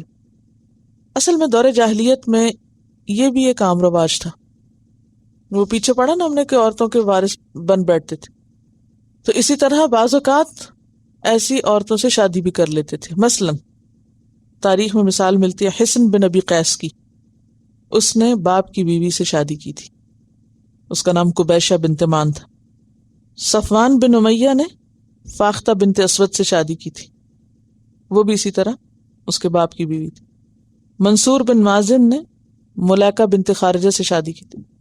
یہ تو تاریخ میں ریکارڈڈ ہیں باتیں، اور اس کے علاوہ کئی اور بھی ہوں گے جو ریکارڈڈ نہیں۔ تو ان لوگوں نے کیا کیا تھا؟ باپ کی بیوی سے شادی کی ہوئی تھی۔ یہ کیا کہا جا رہا ہے یہاں پر؟ باپ کی بیوہ سے یا بیوی سے شادی نہیں کر سکتے۔ یہ نکاح زنا سے بھی بدترین ہے۔ کیوں؟ کہاں سے دلیل آ رہی ہے؟ سامنے لکھی ہوئی ہے، دیکھیں آنکھیں کھول کے۔ زنا کے لیے تو فاحشہ ہے، لیکن یہاں صرف فاحشہ نہیں ہے، مقتا ہے۔ اس لیے یعنی زنا بھی برائی ہے، لیکن باپ کی مطلقہ یا بیوہ سے شادی کرنا زیادہ بدترین برائی ہے، کیونکہ اس کے لیے فاحشہ کے علاوہ مقتا کا لفظ بھی آیا ہے۔ اصل بات تو یہی ہے کہ اس سے پھر قدورتیں بڑھتی ہیں اور ایک دوسرے کے لیے ٹالرنس نہیں رہتی۔ اصل میں یہ تھا کہ پیچھے جو آیت گزری نا کہ لا ترث النساء کرہن ولا تعضلوہن، اور انہیں روکو مت، تو اس سے یہ ہوا کہ نکاح بالجبر تو ختم ہو گیا، عدل تو ختم ہو گیا، لیکن کیا باقی رہا؟ رضامندی سے پھر بھی ہو رہا تھا۔ تو اب دوبارہ کلیئر حکم دیا گیا کہ جبرن بھی منع کیا گیا۔ تو پیچھے آپ کو بتا چکی ہوں نا کہ لوگ کیا کرتے تھے، باپ فوت ہوا تو بیٹا جو ہے وہ سوتیلی ماں سے بعضوں کا شادی کے بغیر بھی اس کو اپنے پاس رکھتا تھا۔ تم میرے باپ کی بیوی تھی، کہاں جاتی ہو، تم یہیں رہو گی۔ تو اب وہ جبر تو ختم ہو گیا، لیکن اگر کوئی عورت خود راضی ہوتی تو نکاح کر لیتے، یہ ابھی باقی تھا۔ تو اس آیت نے آ کے کیا کیا؟ اس کو بھی ختم کر دیا۔ ٹھیک ہے، اب آپ دیکھیے کہ پچھلی آیت سے ذہن تیار کیا گیا، اچھا باپ کی بیوہ سے شادی نہیں کرنی، ٹھیک ہے، اچھا اور کس سے نہیں کرنی؟ اب ساری محرمات، کس کس سے شادی نہیں ہو سکتی؟ حرمت، حرام کر دی گئی، واضح لفظ ہے، علیکم، تم پر، کون؟ امہاتکم، تمہاری مائیں، اپنی سگی مائیں یا پھر ستیلی مائیں یا پھر ماں کی ماں یا پھر باپ کی ماں، نانی دادی، سب اس میں آتی، ان جس پر ماں کا اطلاق ہوتا ہے۔ کوئی بھی عورت جو ماں کے مقام پر ہے اس سے شادی نہیں ہو سکتی بیٹے کی۔ اور امہات جمع ہے امہاتن کی یا کی بھی، عرب بھی کہتے تھے اور امہا، جیسے ہم اماں کہتے ہیں اسی طرح امہا۔ اچھا، اگر عاقل کی جمع ہو تو امہات ہوتی ہے، اور اگر غیر عاقل کی جمع جیسے پرندے وغیرہ تو امات ہوگا۔ کی جمع امات، اور یہاں کی جمع امہات، جو عاقل یعنی عورت انسان کے لیے۔ وبناتکم، اور تمہاری بیٹیاں، بیٹیوں سے بھی نکاح نہیں ہو سکتا۔ کون سی بیٹیاں؟ خواہ وہ اپنی سگی بیٹی ہو یا وہ اولاد کی بیٹی ہو یعنی نواسی پوتی وغیرہ ہو، اور خواہ وہ بنت الزنا ہو۔ بنت الزنا سے بھی نہیں، کیوں؟ کیونکہ وہ بھی تو انسان کے اپنا ہی حصہ ہے نا، چاہے وہ نکاح کے بغیر تھا۔ پھر اسی طرح بیوی کی بیٹی سے بھی نہیں ہو سکتا، ربیبہ جس کو کہتے ہیں، آگے اس کا الگ بیان بھی آئے گا۔ وَأَخَوَاتُكُمْ، اور تمہاری بہنیں، بہنوں سے بھی نکاح نہیں ہو سکتا۔ بہنوں میں کون کون سی بہنیں آتی ہیں؟ بہنوں سے مراد سگی بہنیں، ستیلی بہنیں۔ میں نے کہا آپ کو 3 قسم کے بھائی بتائے تھے، تو اسی طرح 3 قسم کی بہنیں۔ نمبر 1 حقیقی عینی، نمبر 2 اخیافی، نمبر 3 اللاتی۔ اخیافی کون سی ہوتی ہیں؟ جو ماں کی طرف سے ہوں، جن کی ماں ایک ہو، اور اللاتی جن کے باپ ایک ہو۔ ٹھیک ہے، ستیلے بہن بھائی جس کو آپ کہتے ہیں، ہم تو سگے ستیلے کہتے ہیں نا، تو عربوں میں سگے ستیلے کے علاوہ ستیلوں کی پھر ایک اور تقسیم ہے، اور وہ ہے اللاتی اور اخیافی، اور واضح کرتے ہیں کہ ماں ایک ہے یا باپ ایک ہے۔ ٹھیک ہے، وَأَخَوَاتُكُمْ، اور تمہاری بہنیں، اخواتن کی جمع ہے، اور بنات کس کی جمع ہے؟ بنتن کی، بنتن کی بھی اور بنتن، اخوات اخواتن کی، اور تمہاری بہنیں ان سے بھی نکاح حرام ہے، وَأَمَّاتُكُمْ، اور تمہاری پھپھیاں، اور اس میں پھپھی کے علاوہ یعنی سگی پھپھی بھی اور ستیلی پھپھی بھی، اخیافی اللاتی سب شامل ہیں۔ اور پھپھی کون ہوتی ہے؟ پہلے ہی بھی بتا دوں، جب سے آنٹی کلچر آیا ہے نہ پتہ چلتا ہے کوئی پھپھی ہے، نہ پتہ چلتا ہے کوئی چچی ہے یا ممانی ہے یا خالہ ہے یا کون ہے اور کون نہیں، تو اس لیے اماتکم باپ کی بہن، سگی ہو یا ستیلی ہو، ٹھیک ہے، وخالاتکم، اور تمہاری خالائیں، کون ہوتی خالہ؟ ماں کی بہن، اور اس میں بھی پھر سگی اور ستیلی سب آتی ہیں، وبنات الاخ، اور بھائی کی بیٹیاں کیا کہلاتی ہیں؟ بھتیجیاں، یہ بھی سگی ہوں یا ستیلی ہوں، یعنی بھائی کی اپنی بیوی سے ہوں یا اس بیوی کی دوسرے شوہر سے، یعنی بھابھی جو ہے اس کے پچھلے شوہر کی بیٹی ہو، یہ مراد ہے، ٹھیک ہے، یعنی ستیلی مراد ہے نا۔ وبنات الاخت، اور بہن کی بیٹیاں یعنی بھانجیاں، پھر حقیقی یا ستیلی سب۔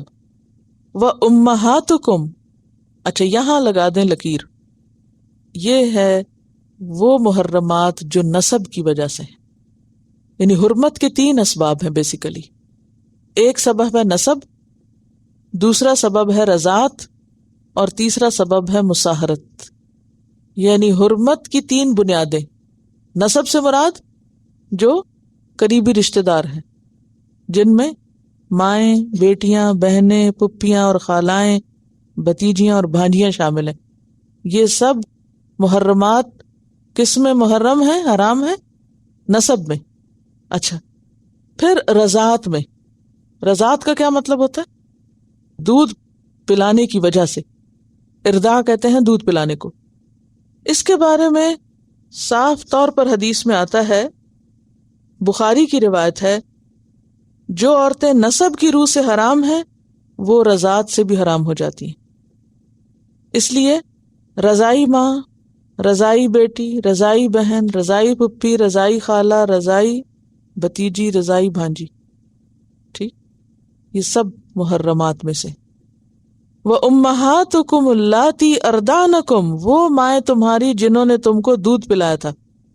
وَأَخَوَاتُكُمْ مِنَ الرَّضَاعَةِ، اور بہنیں تمہاری رضاعت سے۔ اب یہاں پر آپ لگا دیں لکیر، اگرچہ بظاہر دو لکھی ہوئی ہیں لیکن یعنی بہنوں اور ماؤں کا ذکر ہے، جو کہ عمومی طور پر ماں بہن کی حرمت کے طور پر بولتے ہیں، لیکن اس میں باقی سب رشتے بھی آ جاتے ہیں جو اوپر گزرے۔ اب یہاں ایک سوال پیدا ہوتا ہے کہ رضاعت کیسے ثابت ہوتی ہے؟ یعنی اگر آپ کہیں رشتہ بھیج رہے ہیں تو کیا دیکھ کے بھیجیں گے کہ یہ جس کو ہم رشتہ بھیج رہے ہیں یہ ایسی رشتہ دار لڑکی نہیں ہے جو محرمات میں سے ہے نسب کی وجہ سے؟ ٹھیک ہے، کلیئر ہے معاملہ۔ نمبر 2، یہ دیکھا جائے گا کہ کہیں اس بچی نے دودھ تو نہیں پی رکھا، کس کا؟ لڑکے کی ماں کا یا بہن کا، ٹھیک ہے۔ اچھا، اب آپ دیکھیے کہ رضاعت یعنی دودھ پلانے کی وجہ سے آپ کے لیے وہ لڑکی ایسے ہی حرام ہو جاتی ہے جیسے اپنی بہن، یعنی جو رشتے نسب میں حرام ہے وہ رضاعت سے بھی حرام ہے۔ میرا سوال آپ سے یہ ہے کہ رضاعت کیسے ثابت ہوگی؟ کتنا دودھ پیے کوئی بچی یا بچہ جس لڑکے سے شادی کرنی ہے کہ وہ بھائی بن جاتا ہے یا چچا بن جاتا ہے؟ کتنا دودھ پینے سے؟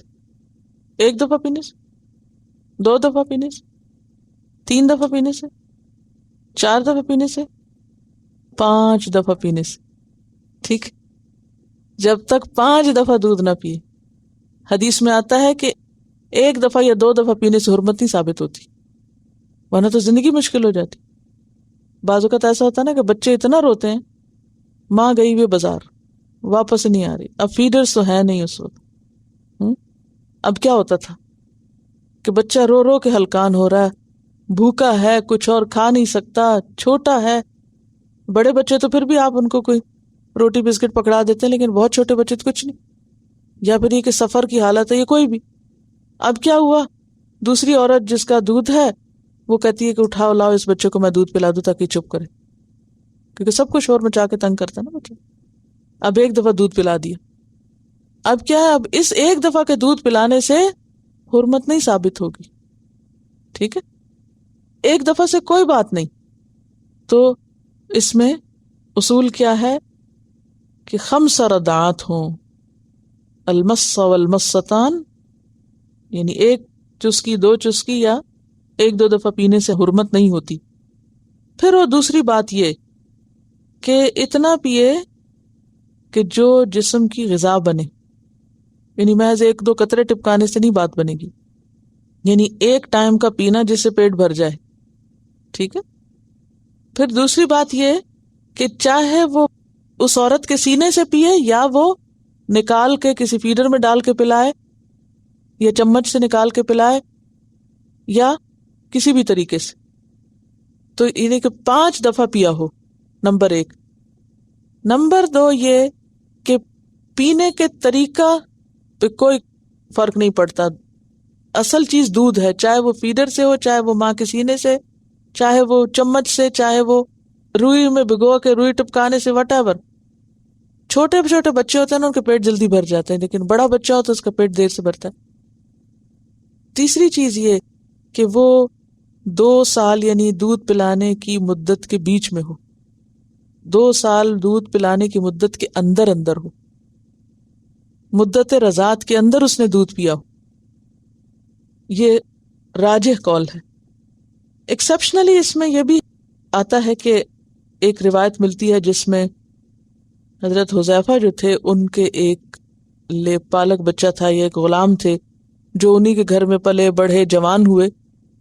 جب پردے کا حکم آیا تو ان کی بیوی بہت پریشان ہوئی کہ اب میں کیا کروں، اور وہ حضور صلی اللہ علیہ وسلم کے پاس آئیں اور کہنے لگی کہ نام سالم تھا اس بچے کا، جوان بچہ تھا، کہ سالم تو مجھے ماں کی طرح سمجھتا ہے اور اس نے مجھے میرے شارٹ ڈریس میں بھی دیکھا ہوا ہے، جیسے عام طور پہ گھر میں عورت بیٹوں کے سامنے وہ پوری طرح حجاب تھوڑی اوڑھ کے بیٹھتی، بال دیکھے ہوئے ہیں، پنڈلیاں تھوڑی کھل جاتی ہیں، تھوڑا سینہ نمایاں ہو جاتا ہے. تو اس نے تو مجھے بالکل ایک ماں کی نظر سے دیکھا، اور اس حال میں دیکھا ہو تو میں کیا کروں، اور یہ ہم سے اتنا اٹیچڈ ہے کہ ہم اس کو الگ نہیں کر سکتے. تو آپ نے اسے کیا کہا کہ تم اس کو دودھ پلا دو تو وہ تمہارا محرم بن جائے گا. اب اس میں کیا ہوا کہ حضرت عائشہ رضی اللہ تعالی عنہا کا اسی حدیث پر عمل تھا، کیونکہ امہات المومنین کے پاس کوئی آ نہیں سکتا تھا. وہ معلمہ تھی جن کو انہوں نے پڑھانا ہوتا تھا، یعنی جن کو محرم بنانا ہوتا تھا کسی بھانجی یا بھتیجی سے یا کسی بھی رشتے کی ایسی خاتون سے دودھ پلوا دیتی اور وہ شخص آپ کے سامنے آ جاتا تھا. ٹھیک ہے. اب یہ ان کا اوپینین تھا کہ یہ صرف سالم کے لیے نہیں تھا حکم، بلکہ جب بھی ایسی کوئی تکلیف دینے والی چیز ہو، مثلاً ایک شخص نے بچہ لے کے پالا، پہلے پتہ نہیں تھا، پھر دین پڑھا، پھر حجاب کا حکم پڑا. اب یہ ہے کہ بچہ بھی اتنا اٹیچڈ ہے، خصوصاً اڈاپٹڈ چائلڈ جو ہوتے ہیں، ان جن کو یہ پتہ ہی نہ ہو کہ اپنے ماں باپ کہاں ہیں، تو وہ تو جس کو ماں بلاتے ہیں اس کو کیسا سمجھتے ہیں، جیسے اپنی ماں ہو. وہ ساتھ بھی آ کے چمٹتے ہیں، وہ بیٹھتے بھی ہیں، وہ تو جو بڑے ہو جاتے ہیں پھر نہ تو آپ ٹچ کر سکتے ہیں، نہ آپ ان کے سامنے کھل کے آ سکتے ہیں. تو ایسی صورت میں حضرت عائشہ کی رائے یہ تھی کہ ایسے لوگوں کو اس سبب کے پیش آنے پر ایک رخصت دی جا سکتی، جبکہ باقی زیادہ تر میجورٹی جو علماء کی ہے وہ کہتے ہیں نہیں، یہ صرف ان کے لیے حکم خاص تھا، رخصت صرف ان کے لیے تھی، اور عام حکم کیا ہے کہ 2 سال کے اندر جس نے دودھ پیا ہو اس کی حرمت ثابت ہوگی. ٹھیک ہے. تو اب آپ دیکھیے کہ یعنی رضاعت کے ساتھ جو حرمت ہے وہ کب ثابت ہوتی ہے؟ جب 5 دفعہ دودھ پیا ہو اور 2 سال کے اندر پیا ہو اور پیٹ بھر کے پیا ہو. ٹھیک ہے. وہ دودھ جسم کا حصہ بن گیا ہو تب وہ رشتہ بنتا ہے، ورنہ نہیں. ٹھیک. اچھا، لکیر لگ گئی یہاں. اب آپ دیکھیے تیسرا سبب حرمت کا، مساہرت کہتے ہیں سسرالی رشتوں کو. شادی کے بعد جہاں رشتہ داری قائم ہوتی ہے وہاں بھی کچھ حرمت آ جاتی، یعنی وہاں بھی کچھ رشتے ایسے ہوتے ہیں کہ جن سے نکاح نہیں ہو سکتا. وہ کون ہے؟ وہ امہات نسائکم، اور مائیں تمہاری بیویوں کی، یعنی ساس. ساس سے بھی قیامت تک نکاح حرام ہے. قیامت تک کا لفظ میں اس لیے بول رہی ہوں کہ مؤبدی حکم ہے کہ بالکل نکاح نہیں ہو سکتا، خاص صرف نکاح ہوا ہو رخصتی نہ بھی ہوئی ہو. نکاح ہوا رخصتی نہیں ہوئی، نکاح ختم ہو گیا، اب یہ لڑکا اس لڑکی کی ماں سے نکاح نہیں کر سکتا قیامت تک. ساس ماں کے حکم میں آ جاتی ہے، ابدی محرم ہے. ٹھیک ہے. وَأُمَّهَاتُ نِسَائِكُمْ، کیونکہ ماں صرف کون ہوتی ہے؟ جو پیدا کرے. ان امہاتہم الا اللہ ولدنہم، منہ بولی ماں اس حکم میں نہیں آئے گی. ساس آئے گی، اپنی ماں آئے گی، اور رضائی ماں آئے گی. چوتھی کوئی عورت ماں نہیں ہوتی. کون کون ماں ہو سکتی؟ پیدا کرنے والی، دودھ پلانے والی، اور بیوی کی ماں، ساس، بس. وَأُمَّهَاتُ نِسَائِكُمْ، اور مائیں تمہاری بیویوں کی. وَرَبَائِبُكُمْ، اور تمہاری ربیبائیں. ربیبہ کون ہوتی ہے؟ بیوی کی بیٹی کسی دوسرے شوہر سے. یہاں تھوڑا سا فرق ہے کہ اگر صرف خالی نکاح ہوا تھا اور طلاق ہو گئی تو پھر اس لڑکی سے شادی ہو سکتی، لیکن اگر رخصتی ہو گئی تو پھر اس عورت کی بیٹیاں بھی قیامت تک حرام ہیں. وہاں تو یہ ہے نا کہ یعنی کہ ساس اگر صرف نکاح ہی خالی ہوا ہے، رخصتی نہیں بھی ہوئی تو بھی حرام ہو گئی. یہاں یہ کہ اگر نکاح ہوا ہے اور رخصتی نہیں ہوئی اور اس مرد نے اس عورت کو طلاق دے دی اور اس کی بیٹی سے شادی کر لی تو یہاں ہو سکتا ہے. ٹھیک ہے، یہ فرق ہے دونوں میں. اللاتی فی حجورکم، وہ جو تمہاری حفاظت میں. حجور حجر کی جمع ہے، حجر کہتے ہیں گود کو. وہ جو تمہاری گود میں ہے یعنی تمہاری حفاظت میں، یہ مراد ہے، کیونکہ گود بھی حفاظت کرتی ہے نا. من نسائکم، تمہاری بیویوں میں سے. نساء یہاں بیوی کے معنی میں. اللاتی دخلتم بہن، جن سے تمہارا جسمانی تعلق ہو چکا ہے. دخلتم دخول سے مراد جماع ہے. فَإِن لَمْ تَكُونُوا دَخَلْتُمْ بِهِنَّ، پھر اگر تمہارا ان سے جسمانی تعلق نہیں ہوا، فَلَا جُنَاحَ عَلَيْكُمْ، تو کوئی گناہ نہیں تم پر. کس بات کا گناہ نہیں؟ کہ تم ان کو طلاق دے کے ان کی بیٹی سے شادی کر لو. وَحَلَائِلُ أَبْنَائِكُمْ، اور کون حرام ہے؟ حلائل حرام ہے. حلائل حلیلہ کی جمع. حلیلہ بیوی کو کہتے ہیں کیونکہ وہ حلال ہوتی ہے، اور بیوی کے علاوہ دوسری عورتیں حرام ہوتی ہیں.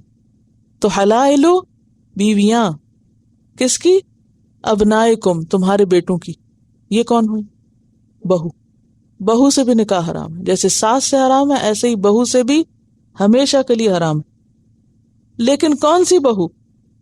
الذین من اصلابکم، ان بیٹوں کی بیویاں جو تمہاری اپنی پشت سے ہوں، یعنی سگی بہویں. سگے بیٹے کی بیوی، کسی منہ بولے بیٹے کی بیوی بہو نہیں ہوتی. وہ بہو کے حکم میں نہیں. اسی لیے نبی صلی اللہ علیہ وسلم نے حضرت زینب سے نکاح کیا تھا اور جاہلیت کی رسم توڑی تھی، کیونکہ عربوں کے ہاں منہ بولا بیٹا اگر کسی عورت سے شادی کر لیتا تو وہ باپ کے لیے بھی حرام قرار پاتی. یہاں تک تو آگے سسرالی رشتے. ٹھیک ہے، 3 سبب ہو گئے: نسب، رضاعت اور مساہرت، یعنی سسرالی رشتے. اس کے علاوہ کچھ اور عورتیں بھی حرام ہیں. وَأَن تَجْمَعُوا بَيْنَ الْأُخْتَيْنِ، اور یہ کہ تم جمع کرو 2 بہنوں کو ایک نکاح میں، یعنی سالی حرام ہے. اور یہ بھی ہمیشہ کی حرمت نہیں ہے. کب تک حرام ہے؟ جب تک ایک بہن موجود ہے. کیونکہ ابن حبان کی روایت میں آتا ہے کہ انکم اذا فعلتم ذلک قطعتم ارحامکن، اگر تم نے ایسا کیا تو رشتوں کو کاٹا. یہ قطع رحمی میں آتا ہے کہ 2 بہنوں سے کٹھی شادی کی جائے. ایک شخص تھے فیروز الدیلمی، وہ جب مسلمان ہوئے تو ان کی 2 بیویاں تھیں اور دونوں آپس میں سگی بہنیں تھیں. تو آپ نے فرمایا کہ ان کو کٹھا نہیں رکھ سکتے، ایک کو الگ کرو. اچھا، قرآن نے تو یہاں آ کے بات ختم کر دی کہ دو بہنیں اکٹھی نہیں ہو سکتی. لیکن حدیث سے پتہ چلتا ہے کہ خالہ بھانجی بھی اکٹھی نہیں ہو سکتی، پھپھی بتیجی بھی اکٹھی نہیں ہو سکتی. اب جو لوگ حدیث کو نہیں مانتے وہ کیا کریں گے؟ اور جو کہتے ہیں حدیث کیا چیز ہے، یہاں آپ دیکھیے کہ حدیث قرآن میں اضافہ کر رہی ہے، یعنی قرآن کے حکم پر اضافہ ہے. الا ما قد سلف، مگر جو ہو چکا سو ہو چکا. یہ کیوں کہا؟ اب اگر کوئی کہے میں تو یہ کر چکا، بس کر چکے اب چپ ہو جاؤ، توبہ کرو اور آگے چلو. ان اللہ کان غفور الرحیمہ، بے شک اللہ تعالیٰ غفور الرحیم ہے، توبہ کر لو، توبہ سے اللہ گناہوں کو معاف کر دیتا ہے. تو بنیادی طور پر اگر اس آیت کو دیکھا جائے تو جو بات سمجھ میں آتی ہے وہ یہ کہ انسان کی کچھ فطری خواہشات ہوتی ہیں. ان خواہشات میں سے ایک خواہش شہوانی خواہش ہے، شادی کی خواہش. یہ انسان کے اندر فطری طور پر رکھ دی گئی. اس خواہش کی تکمیل کے لیے نکاح کا رستہ رکھا گیا جو حلال ہے. نکاح میں کیا ہونا چاہیے؟ کچھ رشتوں کا خیال رکھنا چاہیے کہ قطع رحمی نہ ہو، آپس میں بغض نہ پیدا ہو، نفرتیں نہ ہوں، تقدس برقرار رہے. لہذا ایسے تمام رشتوں سے نکاح کرنے کو حرام کر دیا گیا جس سے قطع رحمی کا اندیشہ تھا، جیسے ماں ہو گئی، بہن ہو گئی، پھر ساس ہو گئی، پھر بہو ہو گئی، پھر اسی طرح دودھ کے رشتوں میں ان تمام کے ساتھ. اور پھر اس میں بہت ساری حکمتیں ہیں، جن میں سے ایک حکمت یہ ہے کہ اب ایک گھر میں بہن بھائی اکٹھے ہیں، ماں بچے اکٹھے ہیں، اولاد جوان ہے. اگر یہ تقدس برقرار نہ رکھا جائے تو بچیوں کی زندگی کتنی مشکل ہو جائے. یہاں بھی عورت کو پروٹیکٹ کیا جا رہا ہے، اس لیے سورت کا نام سورت النساء ہے. بظاہر دیکھنے میں کچھ اور حکم نظر آتا ہے، لیکن دیکھا جائے تو عورت کو محفوظ کیا جا رہا ہے کہ قریب کے رشتے جہاں خلل کا اندیشہ ہے وہاں باؤنڈریز لگا دی جائیں، ریسٹرکشنز، لائنز ڈرا کر دی جائیں، اس سے آگے نہیں آ سکتے تاکہ تعلقات اچھے رہیں. وآخر دعوانا ان الحمد للہ رب العالمین. سبحانک اللہم وبحمدک نشہد ان لا الہ الا انت نستغفرک ونتوب الیک. السلام علیکم ورحمۃ اللہ وبرکاتہ.